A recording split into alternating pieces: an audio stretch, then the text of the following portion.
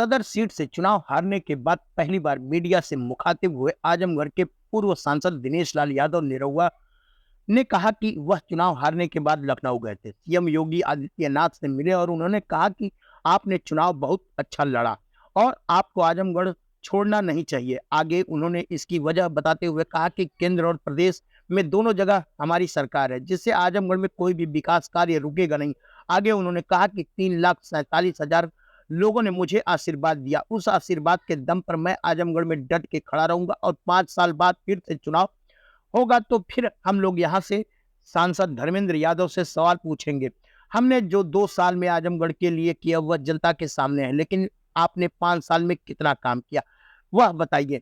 ये जीत और हार तो होती रहती है, पर आप जनता के प्रतिनिधि के रूप में मैदान में उतरे हैं तो आपका काम यही होना चाहिए कि आप जीते या हारे, आप जनता के बीच रहे, उनका काम करें, वही हम लोग करने वाले हैं। चुनाव जीतने के बाद धर्मेंद्र यादव ने आजमगढ़ के पूर्व सांसद दिनेश लाल यादव निरहुआ के उज्जवल भविष्य की कामना करते हुए उन्हें बधाई दी थी और कहा था कि निरहुआ गलती से राजनीति में फंस गए। उनके सवालों का जवाब देते हुए निरहुआ ने कहा कि वह ठीक से पता करे तो पता चलेगा कि मेरा भविष्य बहुत उज्जवल है। मैं अपने कार्य के साथ साथ यहाँ की जनता का सेवा करने आया हूँ। जनता ने मुझे 2 साल का मौका दिया और मैंने जो 2 साल में करके दिखाया आप 5 साल में कर लीजिए, उसको आपको शुभकामनाएं दीजिएगा। निरहुआ ने अपनी हार को लेकर बताया कि चुनाव में जिस तरह से इंडिया गठबंधन के लोगों के बीच दुष्प्रचार किया गया, संविधान खतरे की बात कही, खटाखट पैसे देने की बात कही, उन लोगों चीजों को लेकर जनता भ्रमित रही। उसके बहकाव में आकर उन्होंने अपने मत किया, लेकिन इसके बाद भी प्रधानमंत्री नरेंद्र मोदी बने। यह आप एक बड़ी जीत है। आने वाले समय में यह दोबारा चुनाव होगा, पब्लिक इनसे पूछेगी कि आखिर क्या हुआ। उसके बाद चुनावी वादों का तब उनके पास जवाब नहीं होगा और तब यह जीते न प्रत्याशी चुनाव हारेंगे।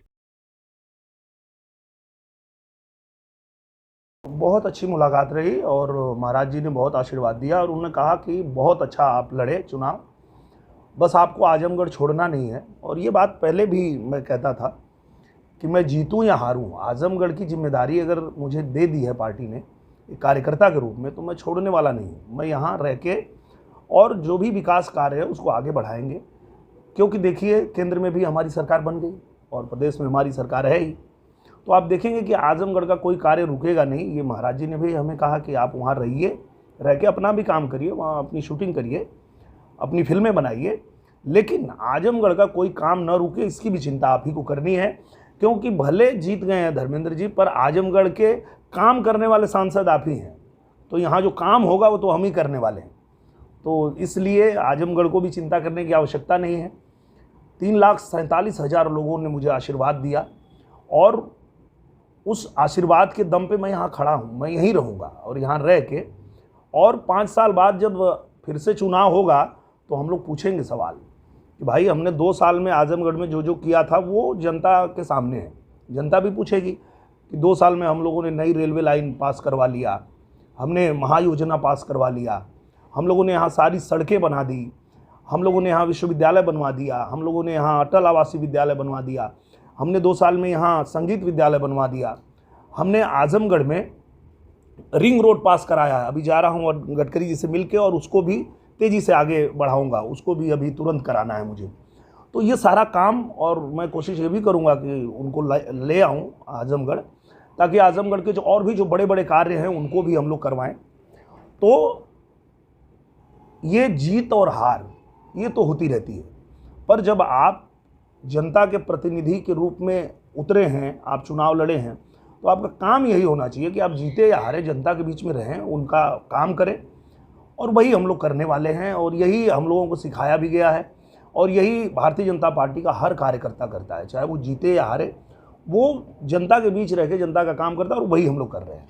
धर्मेंद्र यादव जब जिस दिन चुनाव जीते थे उन्होंने एक बाइट दी थी मीडिया को, उसमें कहा था कि मैं दिनेश लाल यादव के उज्जवल भविष्य की कामना करता हूं, वो तो गलती से राजनीति में फंस गए।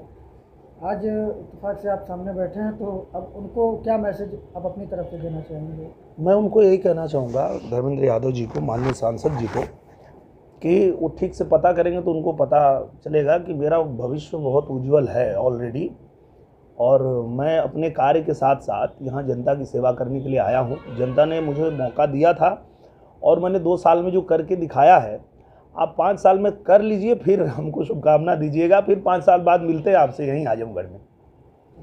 तो क्या लगता है आजमगढ़ में जो आपकी हार हुई है, इस हार का कारण क्या है? बहुत अच्छा। नहीं ठीक है, ले लीजिए। इसके पीछे एक ही कारण है कि जो इंडी गठबंधन ने जो झूठ फैलाया कि संविधान खतरे में है, संविधान खत्म हो जाएगा, कहाँ संविधान खत्म हो जाएगा? अरे मोदी जी हैं जो संविधान की चिंता करते हैं, संविधान की इज्जत करते हैं, पूजा करते हैं। तो ये झूठ उन लोगों ने फैलाया था। उसके बाद कुछ झूठी गारंटी भी लोगों के बीच में बांट दिया था। बहुत सारी चीज़ें थी जिसमें जनता भ्रमित हो गई। लेकिन अब यही उनके ऊपर भारी पड़ने वाला है, क्योंकि चुनाव तो एक बार नहीं होगा ना भाई, 5 साल बाद फिर होगा। तो फिर वो जनता पूछेगी कि भैया कहाँ संविधान खत्म हो गया, तुम्हारी जो खटाखट वाली गारंटी थी वो पैसा कहाँ है? तो यही फिर उन पे भारी पड़ जाएगा।